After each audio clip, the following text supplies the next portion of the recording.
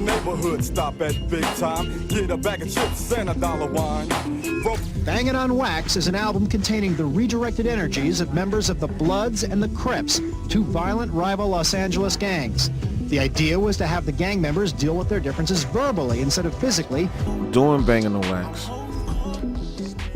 we end up, like, I'm gonna tell you this, let me just keep it raw. The first day we put it together, everybody in their relationship said, hey, could you come down to the studio? The Bloods is on one side, the Crips is on one side. We're looking at each other. Some of us know each other, some of us don't. Some of us want to communicate, some of us don't. Dominant gangs in Los Angeles. And since that time, some members of both gangs have looked for new ways to redirect their energy.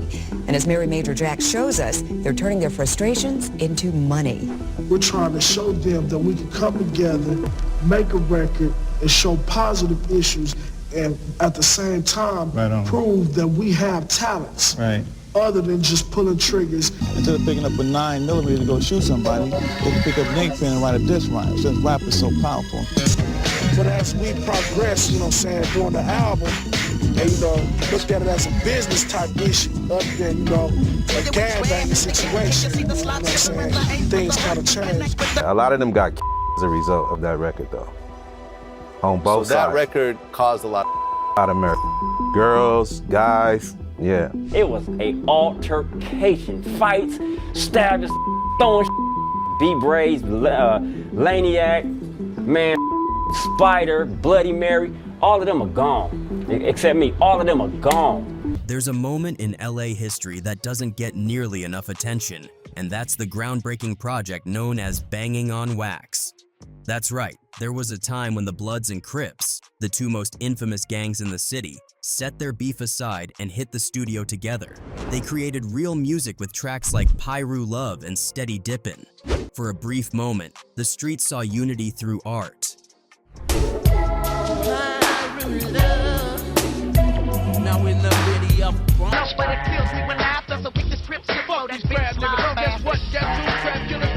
But sadly, this collaboration didn't last long. Things fell apart, and what started as a symbol of peace eventually turned into a bloodbath. Almost all of the rappers involved in the project ended up losing their lives to gang violence. A lot of them got as a result of that record, though. On both sides. So that record caused a lot of murder. Girls, guys, yeah. It was a altercation, fights, stabbing, throwing, B-Braves, Laniac, man, Spider, Bloody Mary, all of them are gone. Except me, all of them are gone. So, what went wrong? How did such a historic and hopeful moment spiral into chaos? And could Bangin' on Wax be part of the reason why the Bloods and Crips have remained divided? Let's dig a little deeper into this story. The massive success of NWA in the late 80s and early 90s didn't sit well with a lot of folks in the gang community. Many gang members felt like the group was profiting off the gang lifestyle without truly living it, and that frustration eventually sparked something historic: Bangin' on Wax. This wasn't just another rap album. This was a collaboration between rival Bloods and Crips, who came together to create music, leaving their beef behind, at least for a little while. The idea started with two key players, OYG, Red Rum 781, a Blood, and Tweety Bird Locke, a Crip. Red Rum met Tweety Bird and producer Robert Lewis during a rap competition where Red Rum placed third out of 200 participants. That meeting was the beginning of something groundbreaking. Red Rum and Tweety came up with the concept for Bangin' on Wax and pitched it to Robert Lewis, who then brought the idea to Ronnie Phillips, a producer with a vision. That's how I met Tweety Bird and Robert Lewis. So we went, started doing some music. Me and Tweety Bird came up with the concept of Bangin' on Wax. Me and Tweety Bird took it to Robert Lewis, but he took the idea to Ronnie Phillips, and then that's when the album was made, that's when history was made. And the goal was to get real gang members, Crips from Compton, Watts, and Long Beach, and Bloods from Inglewood and Los Angeles, into the studio, audition them, and select the best ones for the album. In total, 16 gang members put down their weapons, set their rivalries aside, and came together as rappers. Bangin' on Wax became more than just an album. It became an outlet for their anger, frustrations, and creativity. Red is the color identified with the Bloods. The Crips wear blue. 16 gang members have put aside their weapons and their differences and united as rappers. According to the gang members involved, the project wasn't just about making music. It was about proving that they could unite, show positivity, and highlight their talents beyond street violence. As they put it, they wanted to demonstrate that they had skills that didn't involve pulling triggers or selling drugs. We're trying to show them that we can come together, make a record, and show positive issues, and at the same time prove that we have talents other than just pulling triggers. Ronnie Phillips, the producer, saw the potential to make a real impact. "I don't look at them as Bloods and Crips," Phillips said. "I look at them as my brothers." His philosophy was simple but powerful. If you could stop them from K-ing each other and show them how to make legitimate money through music, you could create something transformational. Once we understood that, we started a relationship. And once you start a relationship, then you can work together. Then you become business partners. Then you can grow, become producers, actors, whatever. Because there's a lot of talent in the streets and people overlook that. So my thing was to come up with a record. These guys can make some money and can better their life. Phillips also hoped to inspire the younger generation. Instead of picking up guns to settle scores, he wanted them to pick up pens and write diss tracks. The ones I'm really worried about is the BJs, the baby gangsters. And once they realize, hey man, instead of me picking up my 9 to shoot you, I'd rather pick up an 8 pen and write a diss rhyme. You know, that's basically what it's all about.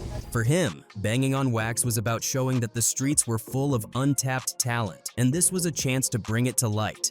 As you can imagine, getting Bloods and Crips in the same room wasn't easy. At the start of the project, many of the gang members didn't even want to be in the same space, let alone collaborate. But as time went on, they found a way to make it work. So, I mean, it was a little confrontations, but when everybody understood, hey man, we're here to make records, we're not here to fight and kill each other, we're here to make records, it was cool. The result was an album that was raw, unfiltered, and violent, but in a way that channeled their differences into music instead of bloodshed. Both sides took shots at each other on the album, but the consensus among the gang members was that rapping was a far safer and more productive way to seek revenge. Later on down the line, we will put these away, you know what I'm saying, to be able to kick it amongst one another without having to say, damn, that's a Blood, or I'm a Crip, you know what I'm saying? We can just kick it as homeboys, you know what I'm saying? It's gonna be loved ones, yeah, it's gonna be a black thing. Ultimately, the project's mission was clear. Deal with their differences verbally rather than physically, make an honest living, and show the world that something positive could come from their unity. Bangin' on Wax, the debut album by the Bloods and Crips, dropped in 1993 under Dangerous Records and made history. This project wasn't just about the music, it symbolized an unprecedented collaboration between two of the most infamous rival gangs in Los Angeles. Despite the odds, the album became a success, landing at number 86 on the Billboard 200 and eventually selling over 500,000 copies, earning gold certification. It was proof that even the most deeply entrenched divides could be bridged through creativity and determination. The album had 4 singles: Bangin' on Wax, Pyru Love, Crip, Crip, Crip, and Steady Dippin'. Each of these tracks played a role in making Bangin' on Wax a cultural phenomenon. Official music videos for Bangin' on Wax, Pyru Love, and Steady Dippin' helped the album gain widespread attention, bringing a raw, authentic energy to the screen that resonated with fans.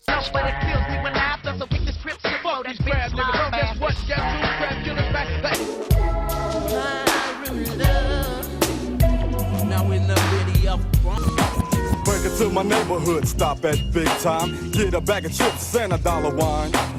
These visuals were a key part of the album's impact, showcasing the street-level reality of the Bloods and Crips. They also highlighted their ability to come together for a common goal.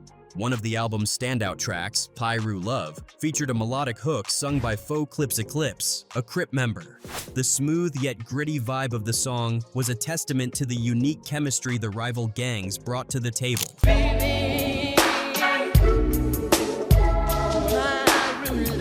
Then came Steady Dippin', performed by Crip members Do or Die, also known as A-Love, Miss C-Note, aka Danny Girl, Sinlock, and Blue Rag, aka The General. Together, they emerged as a group called the Underworld Connection.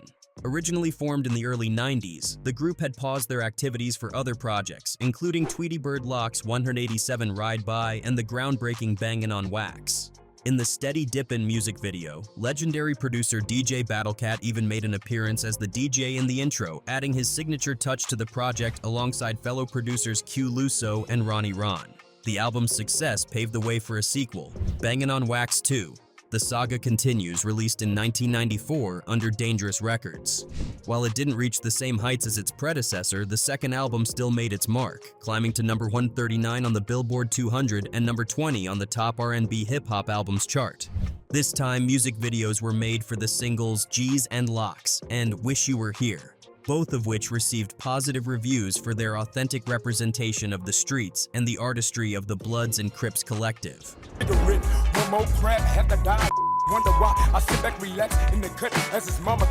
A third album in the Bangin' on Wax series, Bangin' on Wax Part 3 No Passes, was originally recorded in 2004 but didn't see the light of day until 2014. By this time, much had changed. Many of the original artists were no longer involved, yet the album still carried the Bangin' on Wax name and was distributed through Dangerous Records. This time, Tweety Bird Locke played a key role in its release, following the death of producer Ronnie M. Phillips on November 1, 2003. Phillips had been a pivotal figure in the Bangin' on Wax project, and his passing marked the end of an era. Despite its delayed release, No Passes served as a reminder of what the Bloods and Crips had created, even as the collaboration's legacy grew more complicated. After Bangin' on Wax ended, the two gangs went their separate ways, pursuing independent projects under new group names. The Crips formed the nationwide Rip Redas, releasing their self-titled album in 1995 and following up with Betrayed, Can't Trust Nobody in 1999. Meanwhile, the Bloods released music under the name Damu Redas, dropping their self-titled debut in 1995 and later How Deep Is Your Hood in 1999. Both groups continued the gritty, gang-centric storytelling that had made Bangin' on Wax stand out. The core members of Damu Redas represented two well-known blood gangs, the LA Denver Lane Bloods and the Crenshaw Mafia Bloods. These two factions had been close allies for decades, and their bond continues to this day. Members like B. Brazy, Peanut 2, and Lil Laniac 2 hailed from the Denver Lanes, while Tiptoe, Pimp D Spider, OG Mad Eye, Big Hawk, and Lil Hawk were rooted in the Crenshaw Mafia. Together, they brought a raw, unfiltered energy to the music that reflected their realities. However, the story of Damu Redas would take a dark turn. Of the 9 known members of the group, 7 have been confirmed dead. The tragic fates of these members highlight the dangers that came with blending street life and music during one of the most volatile eras of gangbanging, the 1990s. While the collaboration symbolized a rare moment of unity, the harsh reality was that the disses on their tracks were far from playful. These weren't lighthearted jabs, they were raw, violent insults that reignited rivalries and stoked old grudges. Legendary rapper BG Knockout, known for his work alongside Eazy-E on Real G's, reflected on the dangers of the project. He revealed that he was invited to participate in the original Bangin' on Wax album, but ultimately declined. They wanted me to diss my enemies, to diss the red side, and all these different things. And I was like, man, that's crazy. I was like, what you people trying to do here? Like that's crazy. I wouldn't even be able to live. According to him, the concept was flawed from the start. The idea of dissing your enemies, people you were already beefing with, in a public, highly provocative way was, in his words, crazy. Knockout explained that during the 90s, an era he described as the worst time for gangbanging, throwing out such explicit insults on a widely distributed platform was essentially S-sidle. That they can make. And it's right there. It's right there in the title. At the worst era of gangbanging, which was the 1990s. Just think about that. That was pretty much, you know? One of the individuals who tragically lost their life as part of this history was Donald Stallworth, better known by his rap name, AWOL. Representing the Kelly Park Compton Crips, one of the oldest and most notorious street gangs in Compton, California, AWOL made a significant impact in the early and mid-1990s through his music and street connections. He wasn't just a participant. AWOL was a core member of both Bloods and Crips and nationwide Rip Redas, known for his lyrical contributions, charisma, and raw authenticity. AWOL, along with Sin Lock, Troll Lock, Crip Inch, and Tweety Bird Lock, was already tight with his fellow Crip members long before the Bangin' on Wax project came together. They shared a camaraderie that went beyond music, rooted in their shared experiences on the streets. AWOL made his debut with Bangin' on Wax 1 and 2, collaborating with other Crip members like Gangsta Bone and BG Scarface. His first music video appearance came with the Bangin' on Wax series, where his presence quickly stood out.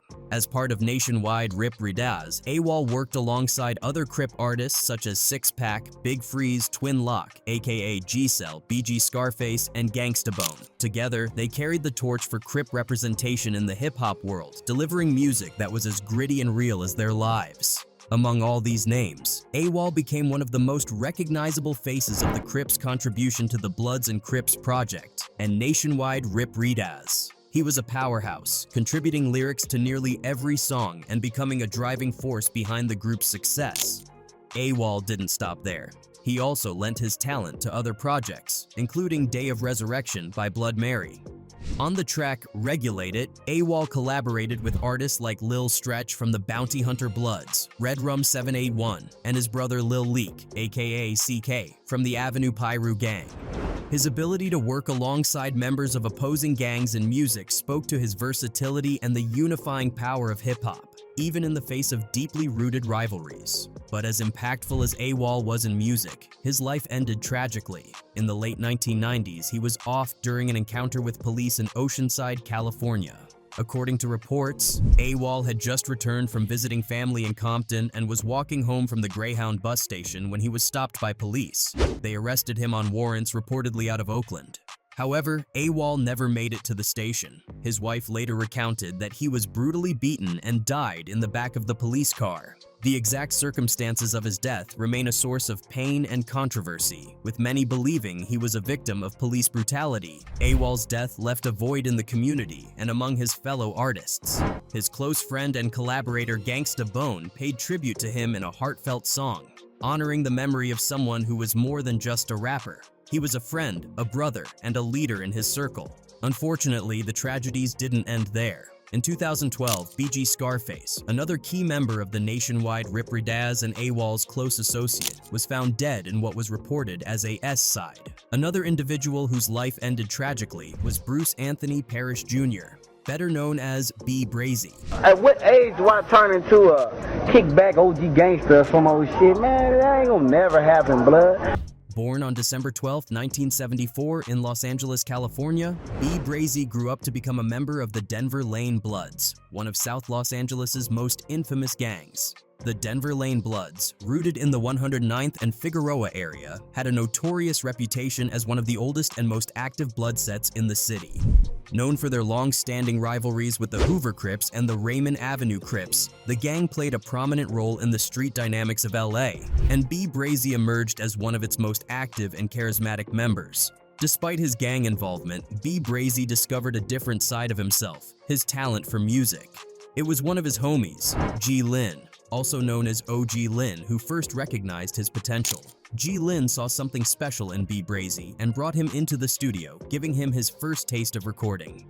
It was clear from the jump that B Brazy had something unique. His flow, delivery, and natural charisma were magnetic, hinting at the star power he could bring to the music industry. B Brazy's big break came when he joined the Bloods and Crips project and contributed to the group's second album, Bangin' on Wax 2, The Saga Continues. His standout verses caught attention, and when the Bloods and Crips collaboration disbanded, B Brazy became a core member of the Damuritas, a spin-off group for the Blood-affiliated artists. In 1995, the Damuritas released their self-titled debut album, and B Brazy was heavily featured. He quickly became a standout, and fans took note of his undeniable talent. His delivery and energy set him apart, and it was obvious that he was destined for something bigger. What's happening, blood into the lane, straight crap gang, back his hang like it's the thing, blood. B Brazy didn't stop there. He worked on G Lin's album Whoop Whoop, and in 1998 dropped his underground solo project, The Braziac. While it didn't achieve mainstream success, it had the streets buzzing. He collaborated with notable names like Mac 10, The Relatives, and Green Eyes, showing his versatility and growing influence. Tracks like Young Active Brazy, Get Your Money, and How Deep Is Your Hood solidified his reputation as a force to be reckoned with.